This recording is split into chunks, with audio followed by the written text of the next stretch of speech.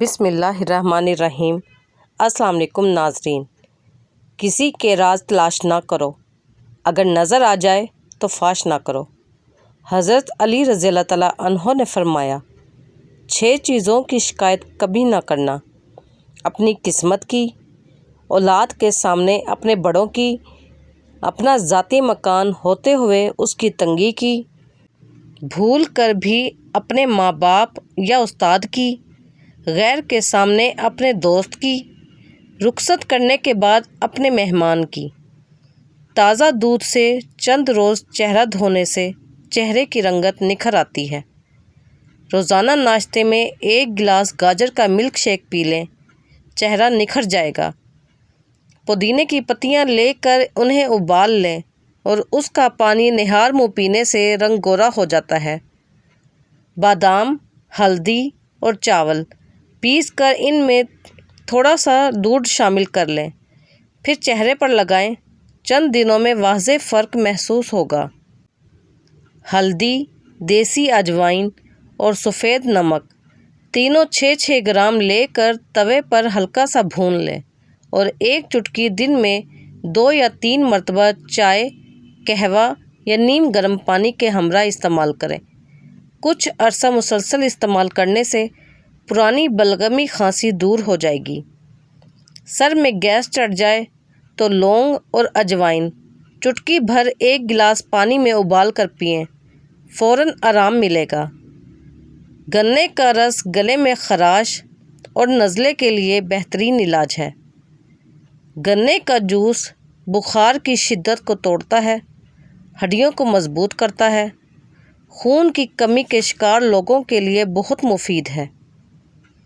پیشاب کی جلن دور کرنے کے لیے پانی زیادہ استعمال کریں۔ کھڑے ہو کر پانی پینے سے مرگی کا دورہ پڑنے کا خطرہ ہوتا ہے۔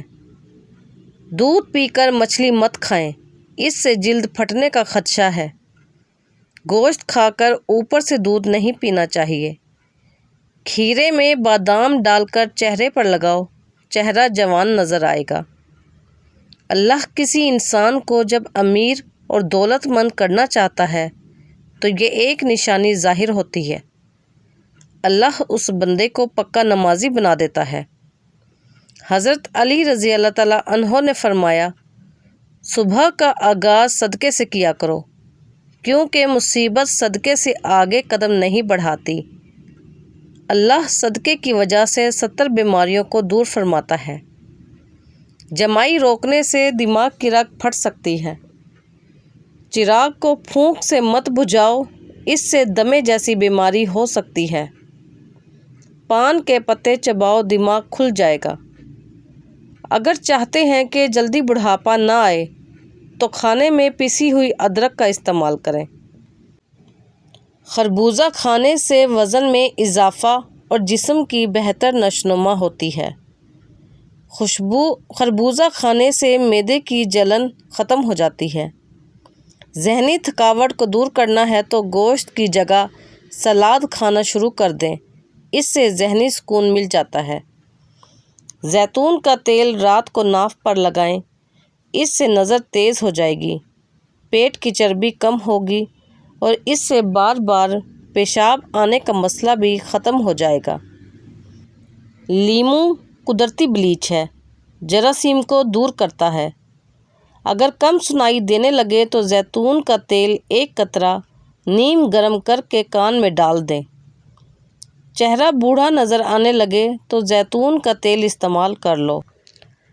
آلو کا رس حلقے اور جھریاں ختم کرنے کے لیے بہترین ہوتا ہے۔